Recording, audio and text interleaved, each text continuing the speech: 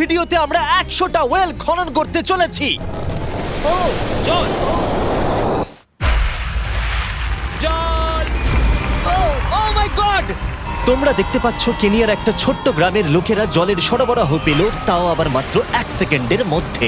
একটা হয়ে গেছে, আরো 99টা ওয়েল খনন করা বাকি আছে। তোমাদের এই ভিডিওটা দারুণ লাগবে। এই 100টা ওয়েল মিলিয়ে 500,000-এরও বেশি মানুষকে পরিশ্রুত পানীয় জল সরবরাহ করতে চলেছে। তারপর আমরা কেনিয়ার এই অংশে বেশ কিছু ওয়েল খনন করবার পরে আমরা কিছুটা দক্ষিণে নেইরির স্কুলগুলোতে গেলাম, আর অবশ্যই বলবো তারা আমাদের দেখে খুব খুশি হয়েছিল। তোমরা সবাই কেমন আছো? আমি এতটা আশাই করিনি। সবাইকে স্বাগত জানানোর জন্য ধন্যবাদ। আমি বুঝতে পারছি না কি করে রিঅ্যাক্ট করব। তোমাদের সকলকে ধন্যবাদ জানাই। আমরা আসার জন্য এই গ্রামে একটা ওয়েলকাম সেরিমনি হয়ে গেল, আর নোলান তার মধ্যে অংশ নিয়ে নিল।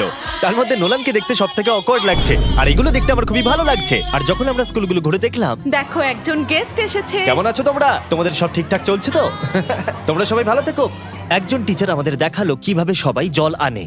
সেটা এই নদীটা থেকে, যার জল খাবার একদমই উপযুক্ত নয়। এখান থেকেই ছাত্রছাত্রীরা জল খায়। হ্যাঁ এটা তো পাগলামি। হ্যাঁ, আপনি জানেন স্টুডেন্টদের ডায়রিয়া, টাইফয়েড, নানা রকম ইনফেকশন হতে থাকে, কারণ আমরা এই জল ব্যবহার করে থাকি। তাই আমরা ওদের যতটা সম্ভব চেষ্টা করি যত্নে রাখার, কিন্তু আপনারা দেখতেই পাচ্ছেন যে কি অবস্থা। কিন্তু জীবনে বাঁচার জন্য জল তো লাগেই। এই পরিস্থিতিটা দেখে আমাদের খুবই খারাপ লাগলো। এই অস্বাস্থ্যকর জল খাওয়ার ফলে বাচ্চাদের জীবন ঝুঁকিপূর্ণ হয়ে যায় এবং কখনো কখনো সংক্ষিপ্ত হয়ে পড়ে। কিন্তু অন্তত এই গ্রামের জন্য আমরা এই পরিস্থিতিটাকে বদলাতে চলেছি। আমার মনে হয় না এটা আমার মাথায় ফিট হবে। আমার মাথাটা অনেক বড়। দেখা যাক আমরা জল খুঁজে পাই কিনা। ও ও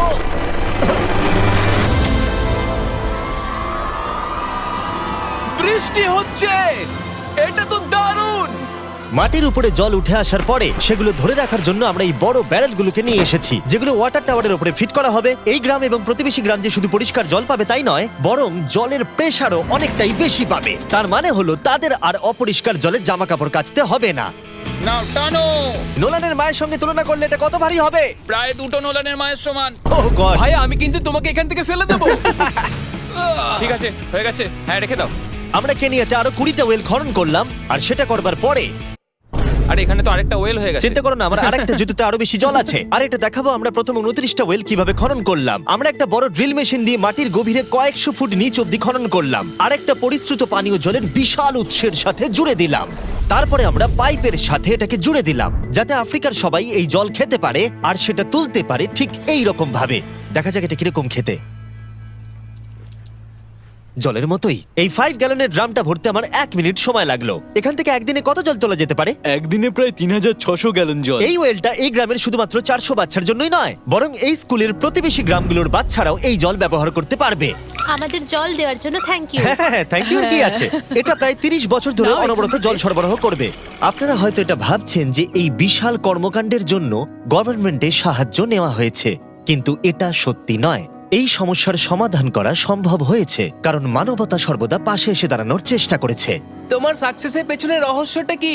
সত্যি বলতে, তুমি যা ভালোবাসো তা সততার সাথে করতে থাকো, আর তুমি বুঝতেও পারবে না সাকসেস কখন চলে এসেছে। দেখো, এটাকে আমি একদম কাছে নিয়ে আসছি। আমাদের দেখতে পাচ্ছো? এটা দারুণ, তাই না? হ্যাঁ। ওপরে তাকাও, দেখো রেকর্ড হচ্ছে।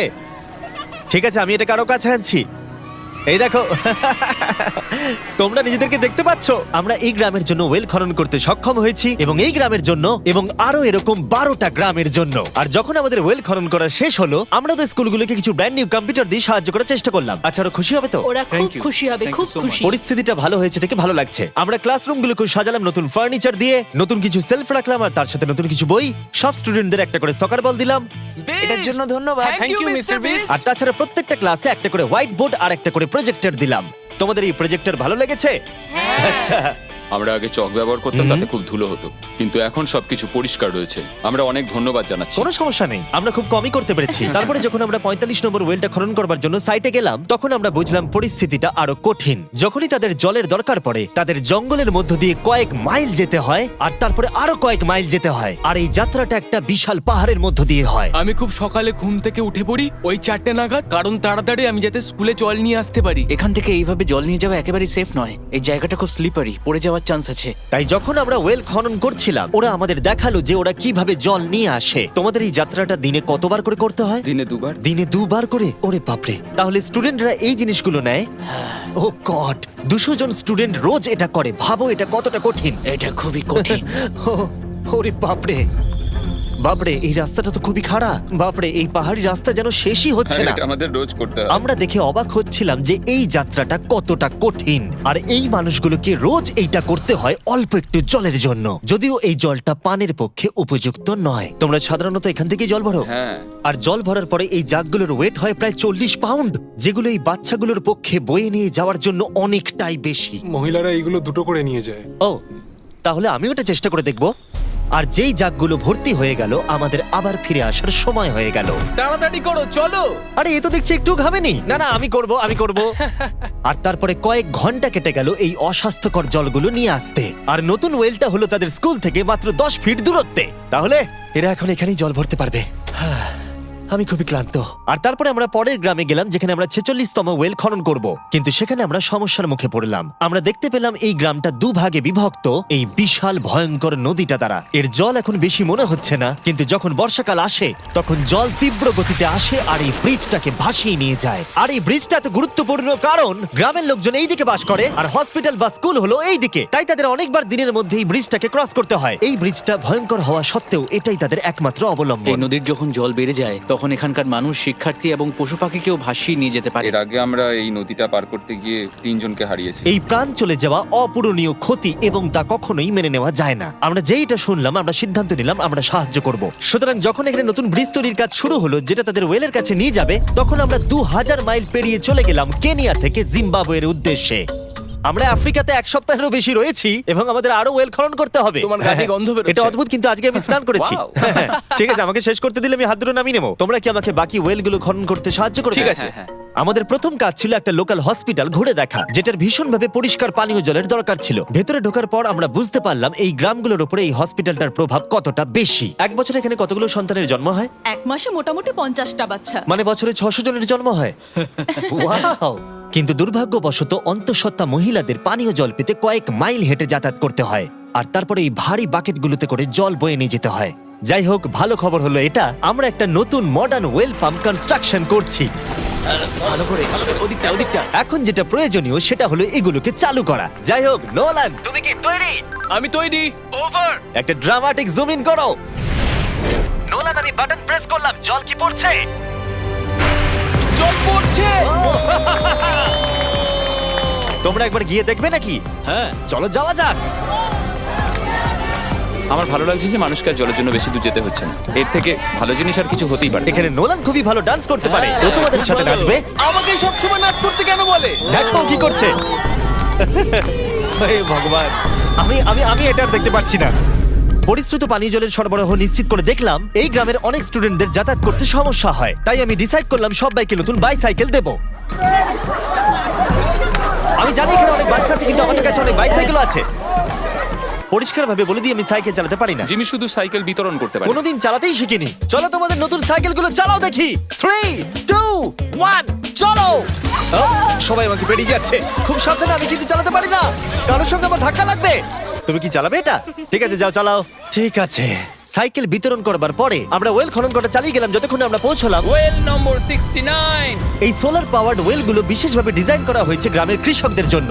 চাষের জন্য প্রয়োজনীয় জল সরবরাহের পাশাপাশি শস্য এবং গবাদি পশুর জন্য, এমনকি ড্রাই সিজনেও আর কোনো বিদ্যুৎ ছাড়াই। প্রত্যেকটা প্যানেল 200 ওয়াটের। এটা পাম্পের সাথে অ্যাটাচ করা আছে। এই পাম্পটা প্রতি ঘন্টায় 5000 লিটার জল তোলে। বলতে গেলে এই গ্রামে আমরা আনলিমিটেড জল পাচ্ছি। এটা দুর্দান্ত। জিম্বাবুয়ে থেকে চলে আসবার পরে আমরা চেয়েছিলাম আফ্রিকার সমস্ত জায়গায় জল পৌঁছে দিতে। তাই আমরা আরো ওয়েল খনন করলাম উগান্ডাতে, সোমালিয়াতে এবং ক্যামেরুনে। যদি আপনারা আরো বেশি দেখতে চান তাহলে আমরা খুব তাড়াতাড়ি ফিলান্থ্রপিতে আরেকটা ভিডিও আনতে চলেছি। এই গ্রামগুলোতে সময় কাটিয়ে আমি পানীয় জলের উৎসের গুরুত্ব কতটা তা বুঝতে পেরেছি। কি করে এটা চাষে সাহায্য করে, ফসল ফলাতে, কিভাবে হসপিটালের জন্য পরিষ্কার পরিবেশ তৈরি করে, এবং সবথেকে গুরুত্বপূর্ণ হলো পরবর্তী প্রজন্মের শিশুদের জন্য একটা সুস্বাস্থ্যকর জীবন উপহার দেওয়া এবং তাদের ভবিষ্যৎ সুনিশ্চিত করা। আমরা বিশুদ্ধ পানীয় জল পেতে অনেক অপেক্ষা করেছি। জল হলো জীবন। এবং স্থানীয়দের সাহায্য নিয়ে আমরা নতুন ব্রিজটা তৈরি করতে সফল হয়েছি, যেটা এই গ্রামবাসীরা পরবর্তী 100 বছর ব্যবহার করতে পারবে। আমাদের জীবন এখন সুরক্ষিত, আমরা সব একসঙ্গে থাকতে পারবো, দুশ্চিন্তা দূর হয়ে গেছে। এই ভিডিওতে আমরা 100টা ওয়েল খনন করে অনেকের জীবন বদলে দিয়েছি, কিন্তু এটা যথেষ্ট নয়। তাই এই ভিডিও ছেড়ে যাওয়ার আগে আমি রিকোয়েস্ট করছি beastphilanthropy.org/wales এ যান, অথবা ডেসক্রিপশনের লিংকে গিয়ে সম্ভব হলে কিছু টাকা ডোনেট করুন। আমরা এই ভিডিও থেকে 1 টাকাও প্রফিট করছি না। আমরা এখান থেকে পাওয়া টাকার পুরোটাই কাজে লাগিয়ে দেবো ওয়েল খনন করতে, যেটা তোমরা ভিডিওতে দেখলে পৃথিবীর চারিদিকে। আমি জানি এটা শুনতে খুবই অদ্ভুত যে একটা ইউটিউবার এই সবগুলো করছে, কিন্তু কাউকে তো এটা করতেই হবে। কিন্তু জানি না এটা কারা করবে, তাই আমরা করছি। আমরা যতটুকু করতে পেরেছি তাতে অনেকের জীবন বদলে যাবে বলে আশা করছি। আর ফাইনালি 100তম ওয়েল। ও মাই গড, আমাকে ক্ষমা করে দাও।